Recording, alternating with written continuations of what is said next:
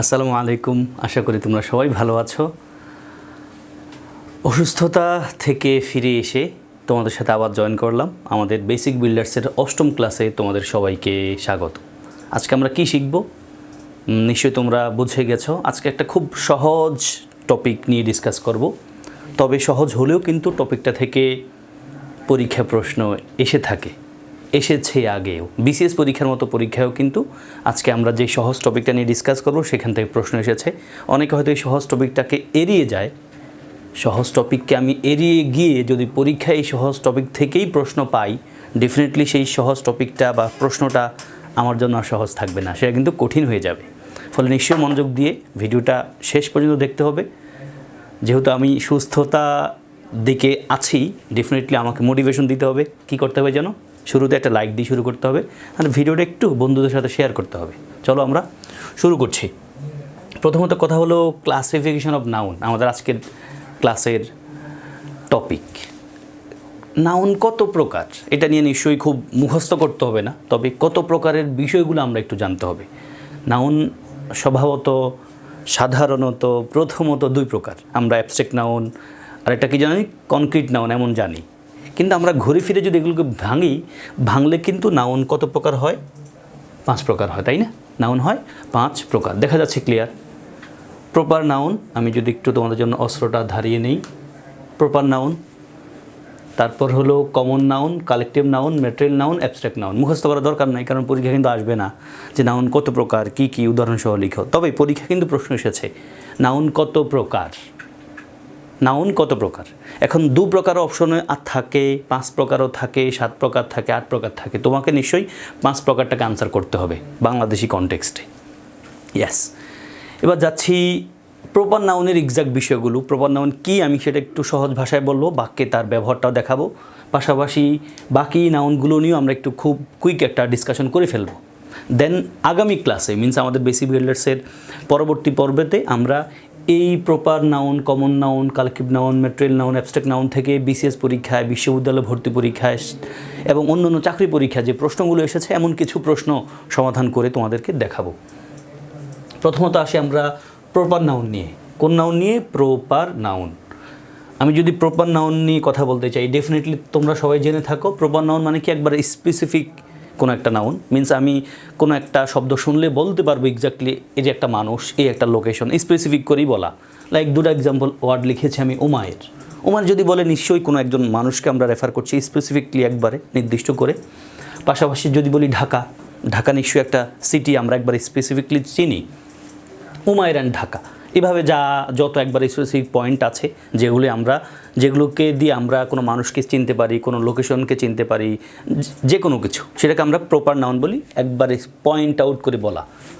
এখন আমি 2টা ইনকারেক্ট সেন্টেন্স লিখেছি, লাইক প্রপার নাউনের আন্ডারে লিখে আছে the Umair died a few days ago. বাক্যটা কি তোমাদের কারো কাছে ভালো লাগছে কি না? আমি নিশ্চিত কারো কাছে এমনিতেই ভালো লাগছে না, মানে গ্রামাটিক্যাল প্যাঁচগোছ ছাড়াই ভালো লাগছে না। কারণটা কি? আমরা জানি প্রপার নাউনের আগে আর্টিকেল হয় নাকি? হয় না, কিন্তু আমরা দা উমায়ের বলি না, কোনো মানুষের নামের আগে আমরা দা বলি না। হ্যাঁ, তবে আমরা এটা জানি যে প্রপার নাউনের আগে আর্টিকেল দি না বসলেও কিছু স্পেসিফিক প্রপার নাউন আছে, তাদের আগে আর্টিকেল দি বসাতে হয়, যেগুলো একটা আছে, তাই না? তোমরা নিশ্চয়ই আর্টিকেল যখন পড়বে আমার সাথেও, ডেফিনেটলি তখন আমি জানাবো। লাইক দ্য সান, সূর্য তো একটাই, আমরা দা বলতে হচ্ছে। আবার স্পেসিফিক করে নদীর নাম যদি বলি দা পদ্মা, এমনটা। ফলে প্রপার নাউনের আগে নর্মালি আর্টিকেল দি হয় না, কিছুটা ব্যতিক্রম আছে, এগুলো আমরা জেনে থাকি আর্টিকেল পড়ার সময়। তাহলে প্রপার নাউন এর আগে আর্টিকেল দি হবে না। বাক্যটা কী হবে? Umair died a few days ago. Umair মারা গিয়েছিল কিছুদিন আগে। এবং ডাইড এখানে খেয়াল করতে হবে নিশ্চয়ই, ডাই যে ভার্বটা মৃত্যুবরণ করা, এটা কিন্তু কখনোই পেসিভ সেন্টেন্সে, পেসিভ প্যাটার্নে ব্যবহৃত হয় না, সবসময় অ্যাক্টিভ সেন্টেন্স, তাই না? Umair died a few days ago. কোন উমায়ের কথা বলছি? তোমরা হয়তো জেনে থাকবে আমাদের বছর গেছে প্রায় 31st নাইটে খুব আতশবাজির আওয়াজে মোহাম্মদপুর এলাকায় একটা বাচ্চা কিন্তু মারা গিয়েছে। যদিও সে এভাবে হয়তো মারা যাওয়ার কথা ছিল, স্টিল এই বাচ্চাটার কিন্তু প্রবলেম হয়েছিল according to the commentary of doctors, যে এই আতশবাজির খুব উচ্চ আওয়াজের কারণে বাচ্চাটার একটু প্রবলেম হয়েছিল। তো উমায়ের মারা গেল। উমায়ের এই নামটা সেটা আমার সাথে খুব বেশি কানেক্টেড, মানে বাচ্চাদের মারা যাওয়ার বিষয়গুলো আমাকে খুব বেশি ব্যথিত করে, নিশ্চয়ই তোমাদেরকেও। তাহলে উমায়ের যেহেতু একটা প্রপার নাউন, ডেফিনেটলি তার আগে আর্টিকেল বসবে না। অন্যদিকে আমি কি এভাবে বলতে পারি Umair died a few days ago? না, বলা যাচ্ছে না। আমরা জানি প্রপার নাউনের একবার ফার্স্ট লেটারটা কিন্তু ক্যাপিটাল হবে, মিন্স উমায়ের যেহেতু নিশ্চয় আমরা একবার ক্যাপিটাল লেটার দিয়ে উমায়ের লিখতে হবে। কারণ নাম যদি 5টা ওয়ার্ডের হয়, ওই প্রপার নাউন যেহেতু স্পেসিফিক মানুষকে রেফার করছে, আব্দুল মজিদ খান, আব্দুল মজিদ খান, আব্দুলের এও কিন্তু ক্যাপিটাল লিখতে হবে, মজিদের এমটাও ক্যাপিটাল লিখতে হবে, খানের কেটাও নিশ্চয়ই ক্যাপিটাল লিখতে হবে। তাহলে প্রপার নাউনের বেসিক বিষয়টা নিশ্চয়ই আমি বোঝাতে পেরেছি। দেন আমি এবার কমন নাউনে চলে যাব। কমন নাউন, কমন নাউন মানে কি? কমন নাউন মানে হলো একটা শ্রেণী। তবে খেয়াল রাখতে হবে কমন নাউন দিয়ে কিন্তু ওয়ার্ডটা দেখে এক্স্যাক্টলি বলতে পারছি না প্রপার নাউনের মতো যে এটা কি এক্স্যাক্টলি। লাইক যদি বলি রিভার, রিভার বলতে মনে হয় যে একটা শ্রেণী। কোন নদী, স্পেসিফিক কোন নদীর নাম বলেছি আমি? না। আমি যদি পদ্মা, দেন তুমি সেটাকে বলে প্রপার। কিন্তু এখানে বলছি রিভার, কোন নদী আমি স্পেসিফিকলি বলতে পারছি না। একইভাবে বলছি বয়, ছেলেরা, মানে একটা শ্রেণীকে রেফার করছে কমন নাউন। এখন আমি কি বলছি উমায়ের? বলি নাই কিন্তু। উজ্জ্বল বলেছি? বলি নাই কিন্তু। দেন গার্ল, গার্ল মানে মেয়েরা, একটা শ্রেণীকে রেফার করছে। আমি কিন্তু বলছি না কোনো মেয়ের নাম যে তানিয়া, তানিশা, তাস্কিয়া, বলি নাই কিন্তু স্পেসিফিকলি। ফলে রিভার, বয়, গার্ল, ইউনিভার্সিটি শুনলে কি মনে হয় কোনো স্পেসিফিক ইউনিভার্সিটির নাম? বলি নাই কিন্তু। ইউনিভার্সিটি, কোন university? Dhaka university, Chittagong university, Jahangirnagar university, তখন কিন্তু সেটা হয় প্রপার নাউন। তার মানে আমরা কিন্তু প্রপার অ্যান্ড কমন নাউনের পার্থক্যটা এখানে দেখে ফেললাম। প্রপার নাউন হয় একবার স্পেসিফিক টু দ্য পয়েন্ট, আমি চিনতে পারবো। অন্যদিকে কমন নাউন একটা শ্রেণী, আমি কিন্তু স্পেসিফিকলি বলতে পারছি না এটা কি। লাইক রিভার বললে কোন নদী প্রশ্ন থেকে যাবে, এটা হলো কমন নাউন। বয়, কোন ছেলেটা, একটা শ্রেণীকে রেফার করছে। একইভাবে গার্ল, মেয়েরা, একটা শ্রেণীকে রেফার করছে। ইউনিভার্সিটি, কোন ইউনিভার্সিটি নাই, বুঝতে পারছি না ক্লিয়ারলি, ফলে ইউনিভার্সিটি কি কমন নাউন। এবার দেখো লেখা আছে ইনকারেক্ট সেন্টেন্স লিখেছি, গার্ল ইজ রিডিং। বাক্যটাকে ঠিক আছে? নিশ্চয় ঠিক নেই, কারণ সেন্টেন্সের আগেই লেখা আছে ইনকারেক্ট। মানে তোমাকে যদি বলতে হয় মানে গার্ল ইজ রিডিং, কেমন না বিষয়টা? তোমাকে বলতে হবে একজন মেয়ে পড়ছে অথবা মেয়েরা পড়ছে, অথবা স্পেসিফিক কোনো মেয়ে পড়ছে অথবা স্পেসিফিক কোনো মেয়েরা পড়ছে, এমনটা কিন্তু বলতে হবে। তুমি শুধু গার্ল ইজ রিডিং বলতে পারবা না, তাই না? তাহলে তুমি কি বলতে হবে? এ গার্ল ইজ রিডিং, একটা মেয়ে পড়ছে। শুধু গার্ল ইজ রিডিং আমরা বলি না নর্মালি, এটা ন্যাচারালি তোমরা পেরে যাও, পারো। তাহলে গার্ল ইজ রিডিংটা আমরা বলি না, কি বলি? A girl is reading. অথবা আমি বলতে পারি স্পেসিফিক কোনো মেয়ের নাম যদি বলি, মেয়েকে যদি রেফার করে বলি, দ্য গার্ল ইজ রিডিং, ওই মেয়েটা পড়ছে। দেন আমরা কিন্তু প্লুরাল বলতে হবে, মিন্স কমন নাউনকে আমরা কমন নাউনের আগে আমরা আর্টিকেল ব্যবহার করতে হবে, অথবা কমন নাউনকে আমরা প্লুরাল ব্যবহার করতে হবে। শুধু মানে ওয়ার্ডটা লিখে কাজ করা যাবে না, তুমি কমন নাউনের আগে অবশ্যই আর্টিকেল ব্যবহার করতে হবে, অথবা এটাকে প্লুরাল আকারে ব্যবহার করতে হবে, যেটা আমরা করছি। গার্লস আর রিডিং মানে মেয়েরা পড়ছে। আর যদি আমি একবার স্পেসিফিক করে বলে দিই দ্য গার্লস আর রিডিং, মানে এই স্পেসিফিক কোনো মেয়েরা পড়ছে। ফলে কমন নাউনকে আমরা শুধু ওয়ার্ডটা লিখে যাবে না, কমন নাউনের সাথে মানে কমন নাউনকে আমরা প্লুরাল আকারে ব্যবহার করতে হবে, অথবা কমন নাউনের আগে আর্টিকেল ব্যবহার করতে হবে। এখন আরেকটা প্রশ্ন আছে, দেখো এখানে লেখা আছে, এখানে প্রপার নাউনের সাথে একটা কানেকশন আছে এই সেন্টেন্সটাতে, তোমরা দেখে হয়তো বুঝে গেছো। লেখা আছে Nazrul is the Byron of Bangladesh. পরীক্ষায় এসেছিল, আমি নিশ্চয়ই নেক্সট পর্বে যখন তোমাদেরকে প্রশ্ন সমাধান করে দেখাবো তখন ক্লিয়ার হয়ে যাবে। Nazrul is the Byron of Bangladesh, Nazrul হলো বাংলাদেশের বাইরন। এখন এখানে আমি কিন্তু আগের ক্লাসে মিন্স আগের পার্টে প্রপার নাউনে বলে এসেছি, কমন কী বলা যায়, প্রপার নাউনের আগে কিন্তু আর্টিকেল বসে না, তাই না? বসিয়েছি কি আমরা? দা নজরুল কিন্তু বলি নাই, আমরা শুধু বলছি শুধু নজরুল, এটা প্রপার নাউন। অন্যদিকে এখানে বাইরনও কিন্তু একজন কবি, লর্ড বাইরন। এখন এই বাইরনের আগে আর্টিকেল বসালাম। এই বাইরন বলতে কিন্তু বাইরনকে বোঝানো হচ্ছে না, বাক্যের মানেটা হলো Nazrul is the Byron of Bangladesh, Nazrul হলো বাংলাদেশের বাইরন। মানে নজরুলকে বাইরনের সাথে তুলনা করা হয়েছে, নজরুলকে বাইরনের সাথে তুলনা করা হয়েছে। এখন আর্টিকেল পড়তে গেলে তোমরা আবার পড়বা যে যখন মানে দুজন মানুষের সাথে তুলনা করা হয়, যার সাথে তুলনা করা হয় তার আগে আর্টিকেল বসাতে হয়। তাহলে আমরা নজরুলের সাথে তুলনা করলাম বাইরনের সাথে যেহেতু তুলনা করলাম, এই জন্য বাইরনের আগে আর্টিকেল বসালাম।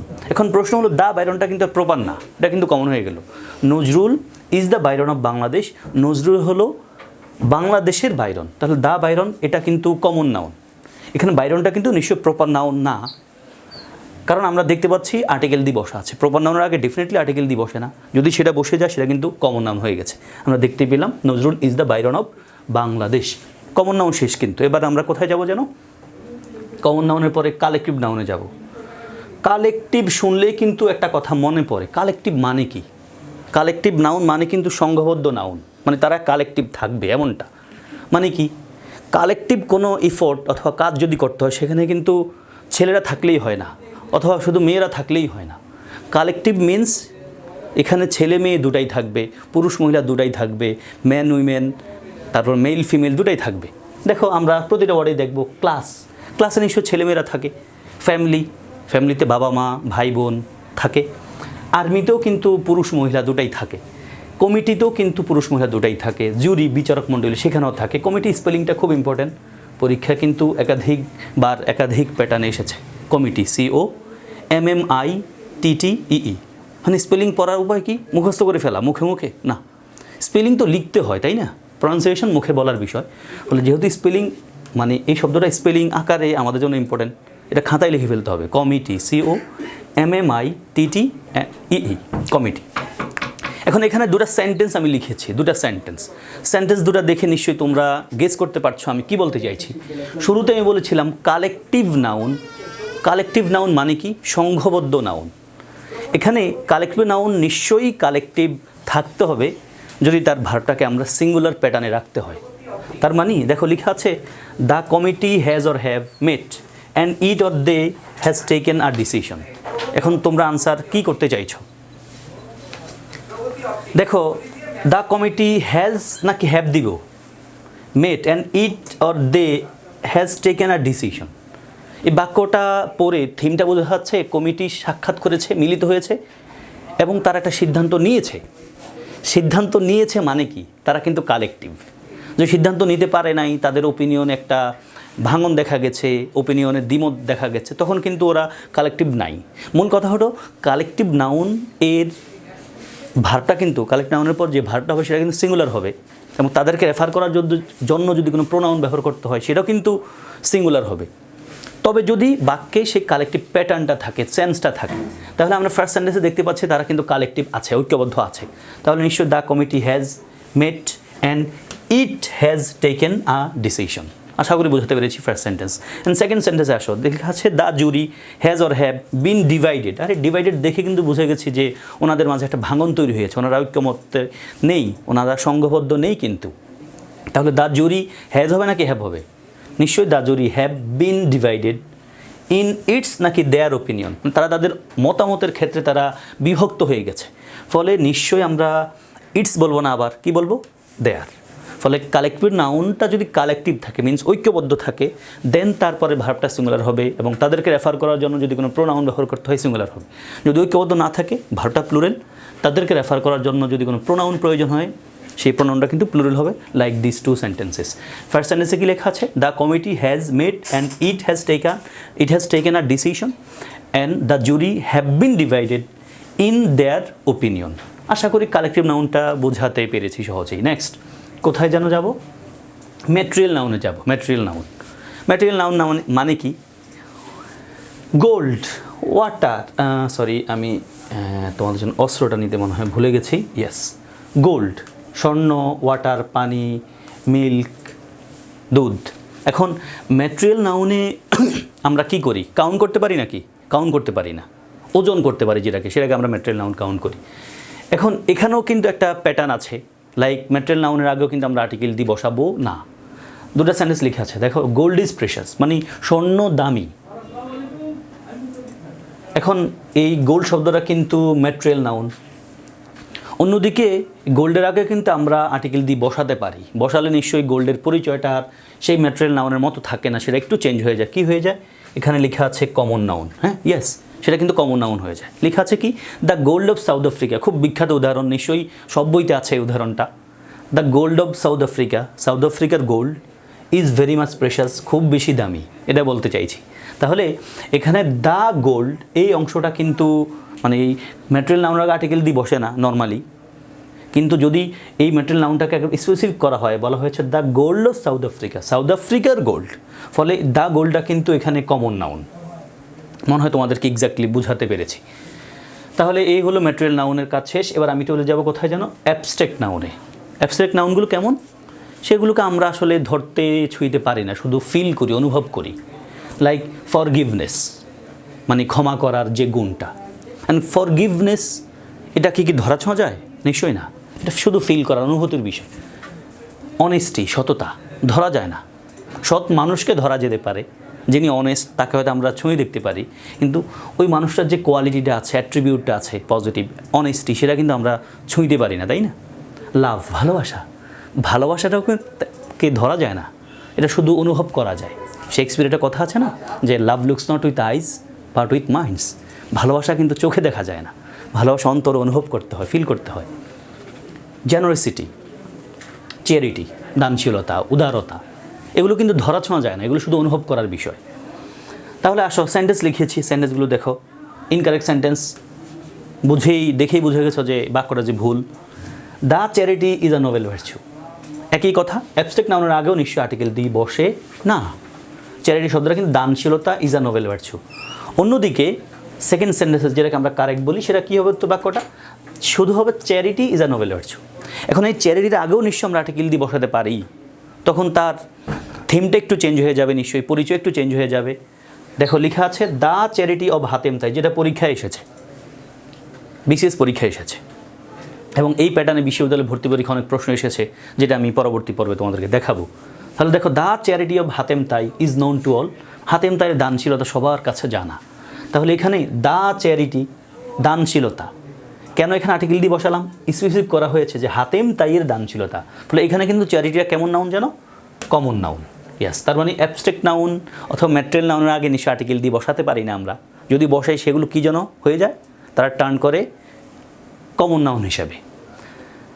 নিচে আর দুটো সেন্টেন্স লিখেছি তোমাদের জন্য। দেখো লিখেছে শি ইজ আ মাদার, সে হলো একজন মা, বা তিনি হলেন একজন মা। মাদারটা নিশ্চয়ই কমন নাউন, আমরা বুঝতে পারছি।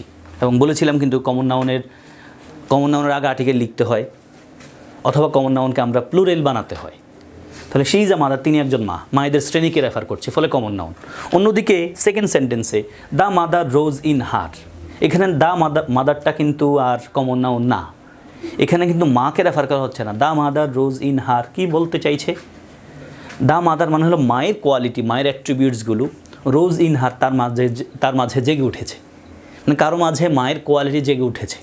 অথবা অনেক মেয়েরা নর্মালি আমাদের বাংলাদেশেও কিন্তু প্রাইমারি স্কুল লেভেলে টিচার হিসাবে খুব বেশি প্রায়োরিটি দেওয়া হয় কাদেরকে? ফিমেলদেরকে। কেন?